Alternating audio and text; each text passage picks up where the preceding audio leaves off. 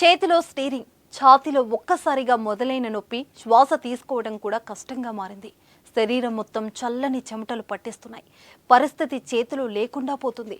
కాళ్ళు చేతులు చెప్పినట్టు వినట్లేదు. చూపు మసకబారిపోతుంది.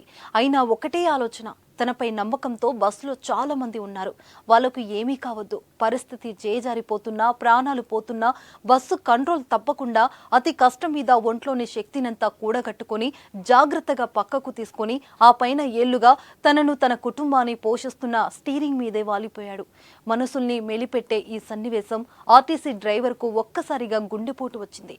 తర్వాత ఏం జరిగింది అయితే మీరే చూడండి. అన్ని రకాల చర్మ సమస్యలకు శాశ్వత పరిష్కారం ఈ శ్రీత 9281458181.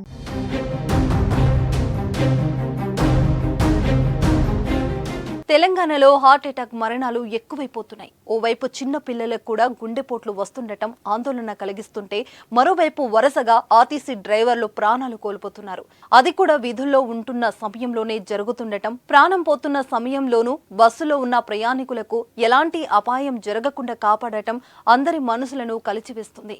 గత 4-5 రోజుల్లోనే గుండెపోటుకు గురై ఓ 10 ఏళ్ల బాలుడితో పాటు టీనేజీ యువకుడు, ఓ ఆర్టీసీ డ్రైవర్ ఇలా పరువులు మృతి చెందడం సర్వంత్ర ఆందోళన కలిగిస్తుంది. 2 రోజుల క్రితమే ఖమ్మం జిల్లాలో ఓ ఆర్టీసీ డ్రైవర్ విధులో ఉండగా హార్ట్ అటాక్ తో చనిపోగా, ఇప్పుడు నల్గొండ జిల్లాలో మరో డ్రైవర్ స్టీరింగ్ మీద ఉండగానే గుండెపోటు వచ్చిన ఘటన చోటు చేసుకుంది. నల్గొండ జిల్లా మల్లెపల్లి నుంచి హైదరాబాద్ కు వెళ్తున్న దేవరకొండ డిపోకు చెందిన ఎక్స్ప్రెస్ బస్సు ఇబ్రహీంపట్నం దాటగానే డ్రైవర్ శంకర్ నాయక్ కు గుండెల్లో నొప్పి మొదలైంది. అయితే ఆ సమయంలో బస్సులో 20 మంది ప్రయాణికులు ఉన్నారు. ఓవైపు గుండెల్లో నొప్పితో తల్లడిల్లిపోతూ పరిస్థితి చేజారిపోతుందని తెలిసిన బస్సులో ఉన్న ప్రయాణికులను రక్షించాలని ఒకే ఒక కారణంతో ఒంటిలోని శక్తినంతా కూడగట్టుకుని బస్సును రోడ్డు పక్కన ఆపేశాడు. ప్రయాణికులు సేఫ్ అని నిర్ధారించుకున్న శంకర్ నాయక్ తాను పట్టుకున్న స్టీరింగ్ మీదే వాలిపోయాడు.